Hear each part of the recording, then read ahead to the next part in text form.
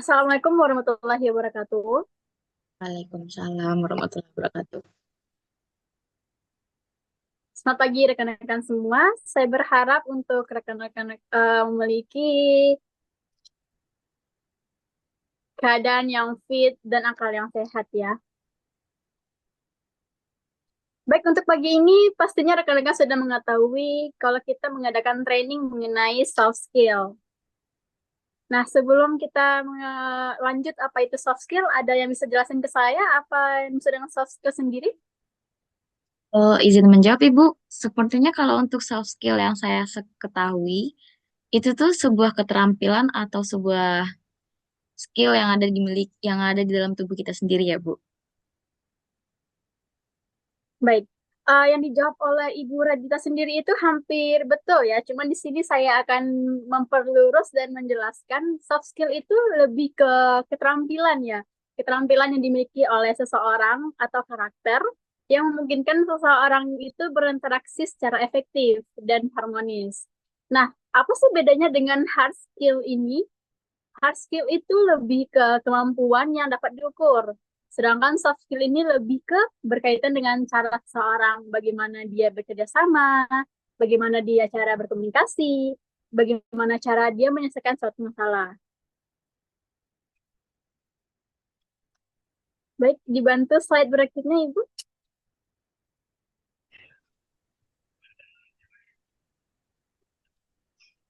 Nah, di sini apa sih pentingnya dari soft skill itu sendiri?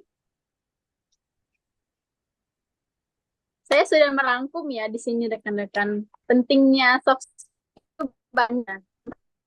Uh, Pesan pelanggan. Skill itu cara kita berkomunikasi yang baik sehingga mendapatkan feedback dari pelanggan atau tamu tersebut. Pasti merasakan puas dari komunikasi yang kita berikan. Nah, selanjutnya itu penyelesaian masalah ya. Nah, ini maksudnya seperti karyawan yang memiliki soft skill ini dapat menyelesaikan masalah dengan cepat dan efektif. Itu maksudnya sama seperti yang pertama tadi, bagaimana cara dia menyampaikan informasi yang jelas sehingga orang yang menerima informasi tersebut dapat mendapatkan informasi yang efektif dan jelas sehingga tamu atau lawan bicara tersebut merasa puas terhadap pelayanan atau komunikasi yang kita berikan kepada yang bersangkutan. Nah, yang ketiga itu tim kolaborasi atau kolaborasi tim. Ini merupakan keterampilan yang dimiliki oleh seorang karyawan untuk mendorong kerjasama timnya dan meningkatkan kualitas layanan secara keseluruhan. Baik, untuk slide selanjutnya, Ibu. Terima kasih. Nah, di sini ada beberapa kunci ya dari soft skill untuk menciptakan keunggulan layanan kepada tamu. Yang pertama itu empati. Empati itu sendiri apa sih yang dari rekan-rekan ketahui? Mungkin kepada Ibu Radita bisa jelaskan kepada saya sedikit apa itu empati? Kalau menurut saya empati itu sebuah perasaan ya Bu, yang dimana kayak berhubungan dengan kepekaan seseorang. Tapi kalau untuk lebih detailnya mungkin Ibu bisa jelaskan. Iya, betul. Yang dibilang Bu Radita itu betul. Empati itu lebih kepada kita bagaimana cara menempatkan diri dan merasakan apa yang dirasakan oleh karena kita di hotel ya, berarti yang dirasakan oleh tamu kita sendiri. Nah, dari empati ini kita dapat memahami perasaan si tamu akan menghasilkan dukungan dan hubungan yang lebih baik, sehingga ini akan dapat menjadi support kepada hotel kita. Selanjutnya itu communication atau komunikasi ya. Nah, dengan komunikasi yang jelas berikan pada ini kesalahpahaman atau bentuk komplain dan menyampaikan informasi itu secara efisien. Yang berikutnya merupakan kemampuan dari beradaptasi. Nah, untuk seorang karyawan khususnya di hotel pastinya kita memerlukan peradaptasian yang bagus ya. Contohnya kita tidak bisa menjadi karyawan yang lugu-lugu, maksudnya gitu kayak eh, tidak bisa menempatkan diri kepada tamu yang lagi kita hadapi. Misalkan tamunya ini membutuhkan suatu kebutuhan lah gitu, tetapi kita tidak bisa menempatkan em, bagaimana si tamu ini mendapatkan apa yang dia butuhkan, sehingga itu dapat memicu adanya komplain kepada hotel kita. Baik, selanjutnya untuk slide selanjutnya, Bu.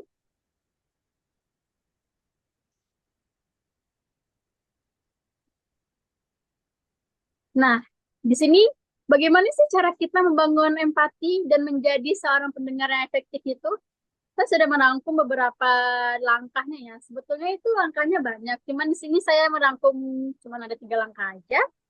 Yang pertama itu kita sebagai HOD atau kepala dari atasan-atasan departemen itu pastinya kita memberikan setiap training ya, Ibu Radita. Misalkan dalam seminggu itu kita pasti adakan training ya. Nah, dalam training itu pastinya kita memberikan dorongan kepada bawahan kita atau karyawan kita untuk menunjukkan kepedulian yang tulus terhadap masalah tamu yang akan dihadapi. Nah, langkah selanjutnya itu kita pastinya mengadakan latihan karyawan ya seperti saya sebutkan tadi, seperti training untuk mengajukan pertanyaan atau memberi solusi, membuka pertanyaan terbuka untuk memperdalam pemahaman si karyawan kita ini. Baik, untuk langkah ketiganya itu pastinya kita jika mengadakan suatu training itu pasti mendapatkan feedback ya untuk meningkatkan relasi.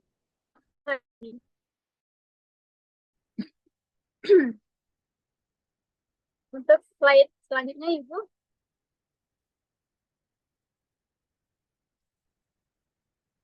Nah, bagaimana sih cara teknik komunikasi yang efektif itu? Pastinya dari rekan-rekan semua memiliki cara tersendiri ya bagaimana menciptakan komunikasi yang efektif. Boleh situ pada Ibu Raditanya menjelaskan sedikit di bagian Departemen F&B ya, Bu ya? Bagaimana caranya komunikasi yang efektif menurut Ibu gitu di bagian Departemen dari F&B? Kalau di departemen saya, di F&B itu lebih spesifik ke penyambutan tamu ya, Bu. Kayak breakfast, dinner, lunch. Nah, itu untuk yang lebih efektifnya mungkin greeting, terus kayak penyapaan Hmm. gitu, Bu. Kalau untuk lebih lanjutnya mungkin bisa Ibu jelaskan. Hmm. Baik, terima kasih ya Bu ya. Yang dibilang Ibu itu benar karena semua itu pasti benar memiliki statement masing-masing mengenai bagaimana secara komunikasi yang efektif, dan yang dibilang oleh Ibu Radita itu mungkin dari bagian Departemen F&B sendiri. Di sini saya akan menjelaskan secara umumnya saja bagaimana sih teknik komunikasi yang efektif itu. Yang pertama yang berarti itu kejelasan ya. Pasti setiap kita berbicara atau menyampaikan informasi kepada orang atau lawan bicara, yang pastinya kita harus menjelaskan itu secara jelas dengan intonasi yang tidak terlalu tinggi atau rendah dan kecepatan bicara yang normal, sedangkan dan topik pembicaraan yang tidak berbelit-belit atau berulang-ulang. Pastinya kita sering ngomong begitu ya, terbelit-belit ya. Nah, yang kedua itu bahasa tubuh. Nah, selain kita memerlukan komunikasi yang jelas, intonasinya bagaimana, kecepatannya bagaimana, perlunya kita gestur tubuh atau bahasa tubuh ya. Bagaimana saya jelaskan seperti ini? Karena bahasa tubuh ini merupakan eh, penunjang atau pendukung dari bagaimana kita menyampaikan suatu informasi untuk menguat kepada lawan bicara. Nah, selanjutnya itu intinya kalau atau berbicara atau berkomunikasi dengan suatu pelanggan atau tamu, pastinya kita akan mendapatkan umpan balik ya. Itu tergantung dengan bagaimana kita menyampaikan informasi. Uh, Kalau kita menyampaikan secara baik, efektif, pasti feedback yang diberikan pasti baik juga ya. Dan sebaliknya begitu juga. Kalau kita menyampaikannya kurang efektif, seperti eh, tidak jelas bagaimana cara mengucapkan, sedangkan tamu tuh merasa apa ini yang dibicarakan, saya tidak menangkap apa yang dibicarakan oleh lawan bicara ini. Dan itu akan menyebabkan suatu pertikaian atau kesalahpahaman, sehingga itu akan mendapatkan komplain pada hotel ya. Baik, untuk slide selanjutnya boleh Bu.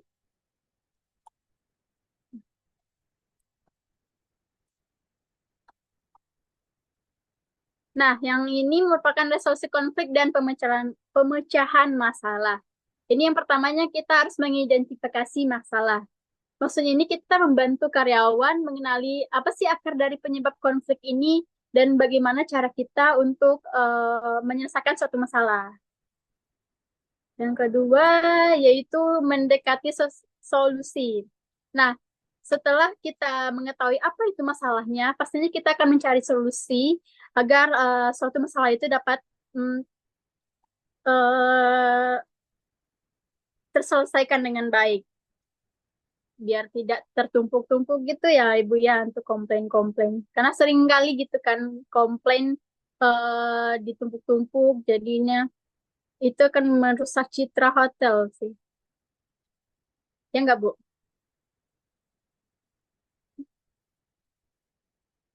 Baik, selanjutnya itu pastinya kita ada follow up ya. Setelah kita mengetahui apa inti masalahnya, setelah kita mencari solusinya, pastinya kita akan melakukan follow up atau tindak lanjut. Itu maksudnya kita memberikan pergerakan, bukan hanya memberikan solusi saja, tapi kita juga melakukan suatu solusi yang kita tawarkan tadi atau kita berikan.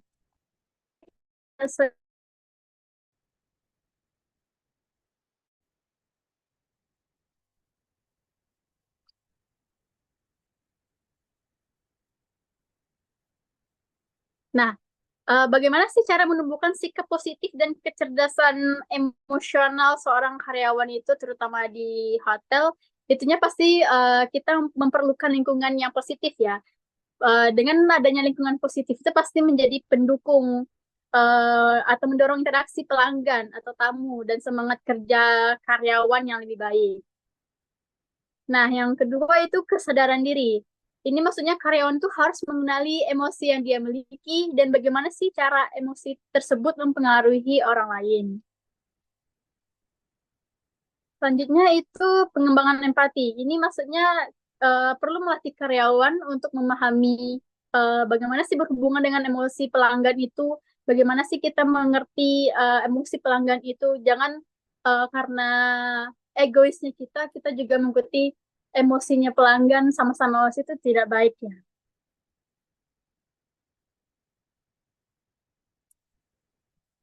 Baik, saya rasa ini cukup ya untuk training kita pada pagi hari ini. Mungkin ada dari rekan-rekan yang kurang jelas atas training pada pagi ini, boleh disampaikan. Saya rasa cukup sih, Bu, mengingat waktu juga jam operasional kita bentar lagi bakal dibuka sih, Bu. Oh ya. Baik, terima kasih kepada tanggapannya ya Bu Nagita ya. Mungkin inilah sesi training kita pada pagi ini. Mungkin kalau misalkan belum terlaksana juga tentang soft skill ini, kita akan mengadakan training selanjutnya ya. Baik, terima kasih kepada rekan-rekan sudah menghadiri Zoom training kita pada pagi ini. Em, saya tutup dengan wassalamualaikum warahmatullahi wabarakatuh.